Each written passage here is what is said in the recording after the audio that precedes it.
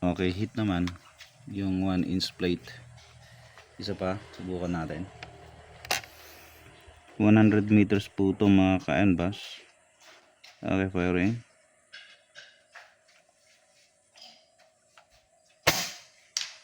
Okay, hit. So dalawang beses po natin napatamaan itong 1-inch plate.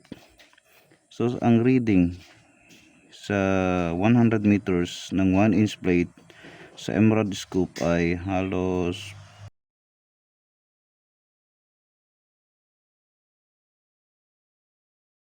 ay times niya po yan sa 20.7.8, then i-divide nyo yung result ng 1 inch times 27.8. Yung result nun i-divide nyo po sa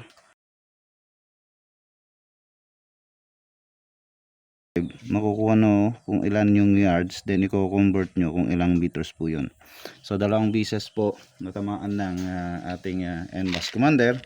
At syempre papakita natin yung ating ginamit na pellet. So ayan po yung ating Commander Gen 2 mga ka-NBAS. At ang gamit natin na pellet ay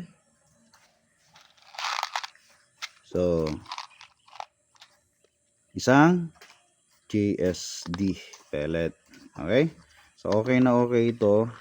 Maganda rin siya sa long range. Maganda rin siya sa 50 meters. Pero talagang nakadepende po talaga yan sa pag-set up natin and tune ng ating mga laruan.